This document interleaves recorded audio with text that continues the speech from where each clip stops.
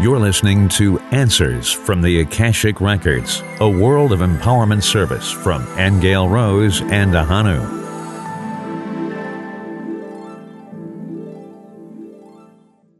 You are very welcome.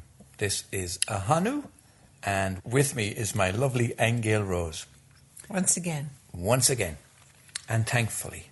And we are going to cover something that arose for us on the first Sunday of the month open forum session of Answers from the Akashic Records, when a participant asked about the universe. Is the universe finite or infinite? And what it led to in that session was a look at how the universe expands and how that expansion is actually affecting us in our day-to-day lives today, even though we don't think that big. right? So it's quite an interesting thing that we want to explore a little bit more today. So let's start with that, Aingeal Rose. What is this idea of the universe expanding? Well, I think we can back up just a little bit, because I think it was when we were talking about the climate of the world today, the political climate and how intense it is. And Source was talking to us about the fact that we are all affected by what goes on in the universe. In other words, even time cycles or periods that we go through, some are peaceful, some are more intense, that it was the result of being in motion, that the universe is in motion because it's still expanding, and that we will always be in motion until that stops.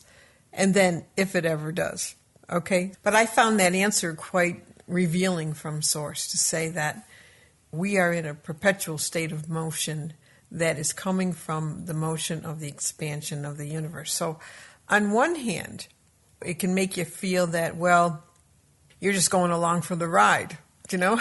Yes, we're in effect of the whole thing. We're in effect of the whole thing. We need to flow with the whole thing. But on the other hand, it kind of gives you the feeling, too, that there's no limit to how fast you can expand or how much we can expand. In other words, if creation is still expanding, that means there's in new universes and galaxies and everything else are still being created moment by moment. Then there's going to be like no end to the limit of how a life form can evolve and expand. And I'm using that with the sense that we know that we reincarnate, right? So you could say that your spirit is eternal because you know it reincarnates, okay? But that seems to say that this is unlimited potential. So if you expand and you grow in a lifetime and your consciousness expands, and sometimes people are on this quote-unquote journey. They're aware that they're on a journey, and they want to know, where does the journey end? Does it end at enlightenment and that's it? But Source's answer is saying, well, as long as the universe is expanding, universes are expanding. I shouldn't just say the universe, but as long as expansion is happening and continuing, so are you. In other words, the life form that you know yourself as now, as a human being, who knows what it might be in 100 years, 200 years. If consciousness is expanding and creation is expanding, and Source's answer is implying that there's no limit to that, then there's no end to the journey, first of all. So relax already, okay? You're on this eternal life, infinite journey that goes on into infinity. Yes. And so what you think you know now, the greatest levels of awareness that we could have now might only be a tiny drop in the ocean in terms of what we still have to experience. Mm-hmm. I thought that answer, Source showing us that we're all in motion, and we're in motion as the universe is in motion. That to me means, wow, an infinity of consciousness that keeps getting greater and greater. It's almost like there's no limit to God's consciousness because it's still expanding. Yes. And if it's expanding, then so are you, and so will you. I think that kind of puts things in perspective too, Ahonu, when we look at what gets human beings upset? Or what do we think? Yeah, what do we think about reality? It's such small scale, isn't it, when we get upset about things, considering, by comparison, this eternal expansion that we're part of. And I think the point that we don't know hardly anything. Yes. Okay, even the greatest discoveries, that's only a tiny speck of what's out there, what's possible, what is creation. And I'm bringing it up because of all the things that people are getting upset over today. Mm-hmm. Whether it's President Trump is doing or whether it's belief systems that people are hanging on to, it's the shoulds and should nots and the what should be and what shouldn't be, and I'm holding on to this belief. And yet that comment from Source is like, you're just along for the motion of the universe. As that rolls along, every time it rolls along and it cycles through and it moves and it expands, your reality is going to change. What you thought was true before isn't going to be true anymore. Well, there were two things that I got out of that discussion. And I believe it was number 6, which you'll find on our website on worldofempowerment.com, or you'll find it also on answersfromtheakashicrecords.com. And the two things I got from it was that this expansion is affecting us now in our emotions and in our moods. Now, I never looked at it in that way before. And how I related to it when you were speaking, Aingeal Rose, was looking at the political climate and seeing this chaos that's going on. And some people say that the universe is chaos. And out of that chaos, we're trying to make order out of it. But it gave me an idea. It gave me the sense that in our small world, in a sense, looking at it from that 3D ego perspective, it seemed that, yes, we are in effect of this amazing expansion that's going on. But we react to it through anger or through emotion or through relationships or through connection or through whatever. But that's how we try to deal with this ever-expanding thing that we're belonging to. But the second thing that I found really amazing was, because I remember as a child when they asked the big question, what are you going to do when you grow up, And I always wanted to be a psychologist. And the reason I did was because I was fascinated by this concept of infinity. And I remember getting a definition of infinity, and somebody said, we can't understand infinity because our minds are not capable of thinking to that level. And I accepted that, and I think most people tend to accept that kind of a definition. But after listening to what you said about the universal expansion, I realized that we can actually experience that infinity. And how it happens is because when we get to the edge of the known universe, in a sense, then suddenly the universe expands out further so that there's more experiences for us there. And then when we get to the edge of what we think is that edge, the universe further expands, because that's the nature of consciousness. That's right. So the first time I ever had an experience of infinity was because it just keeps going. It just keeps going. It just keeps going. And when you get to the edge of that and you feel you know everything about it and you've explored every part of it, it just expands more and more and more and more. So this is an amazing experience. Yeah. But it isn't, I have to say too that it isn't always, right now, I'm speaking about right now, it isn't just negative emotions that we're watching. Sure. It's when people say we're waking up, when people say they're having blissful experiences, okay, or all of a sudden what appears to be downloads from spirit or more telepathy or more communication on subtler levels, that's all the result of this motion that we're in too. That's also part of the roller coaster ride. That's right. Indeed, in our Honest to God series podcast, we talked about the amazing coincidences that are happening, the amazing synchronicities that are happening, the serendipities that are happening to people. This is all part of that expansion. This is all part of that amazing opening up and growth of awareness. Mm-hmm. Yeah.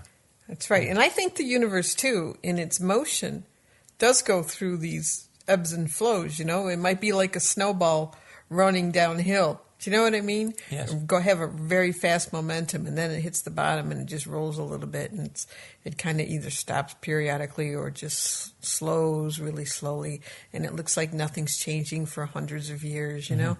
And then all of a sudden this momentum picks up again, and we're on another roll, and we're rolling really fast, and you can't keep up with things. And that expansion and rolling and slowing down and all that, I wonder, and let's leave this for after the break. We'll take a quick little studio break now.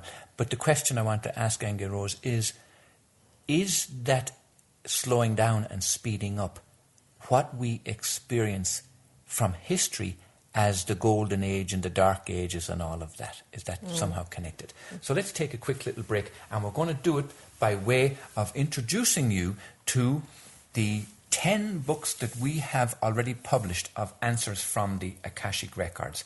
And it came out of the very sessions that we talked about here today, the open forum sessions. And people were asking questions like, who am I and why am I here? Or they wanted to know, was Jesus married? Or do animals have souls? Or are ETs real? And so we set out to ask and answer those questions from the Akashic records, all downstepped. And in Volume 1, for example, the questions were all about aliens, ascension, Atlantis. They were about chemtrails, the effect of digital TV, experiences after death, forgiveness, indigo teens, medical marijuana, negative entities, Paradise Earth, Planet X, programming the brain, spiritual work, suicide, and so on. And each volume is different and explores different aspects of this kind of questions from different areas. And we are on volume number 10. So I would encourage you to go to Amazon.com and simply search for Aingeal Rose, which is Aingeal, Aingeal Rose, or myself, Ahonu, Ahonu, or indeed search for the name of the complete works, which is called Answers from the Akashic Records. And you'll find us there. And as I say, we have 10 volumes already published, and you can get them in print format or in Kindle format. So do take a look out for that. So let's come back now to speak to that question, Aingeal Rose, about the expansion of the universe. Is it related to the cycles that we experience or that we know from history, like the golden ages and the dark ages? You know, I don't think entirely, because with those ages, the way that they're talked about, it's like it's predictable. What I mean, in other words, okay, you're going through a golden age and then shifts over to, I don't know what's next. You might know them better than I. Do you know the names of the ages? They say that in some way they're connected to the Zodiac, that it's circular. Like the precession of the Equinox. Precession of the Equinox, yes. Okay. All right, well, you go through the different constellations then in the sky, and those are different ages and things like that. Yeah. Okay. So I'm not going to say that this is exactly the same, because when I was watching the motion of the cosmos expanding, we weren't circling back around.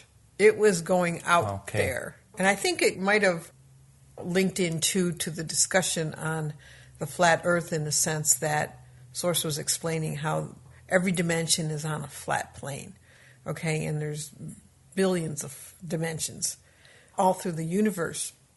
And the image it gave me was if you were on a trajectory, okay, where you were just in motion, going forward, for example, and expanding all over the place. It didn't wrap around on itself. And I think that could possibly be our next conversation, possibly next week, Ahonu, is about the circular cycles, going through these repetitive constellations over and over again, this precessional process. And I know that there's some beliefs that say, well, each time you spiral back around to where you began, you're on a different notch or a different frequency, higher frequency, one would hope, when you cycle around. But I still have lots of questions around that, because in talking about the flat Earth, for example, Source was saying that we don't perceive that we're on a flat plane because our brains and our eyes and our perceptions are focused spherically. And that spherically oriented perception could have a lot to do with being in a loop, a cyclic loop, for example. So there's questions around that I want to explore possibly next week. We go into the circular perception that Source is talking about.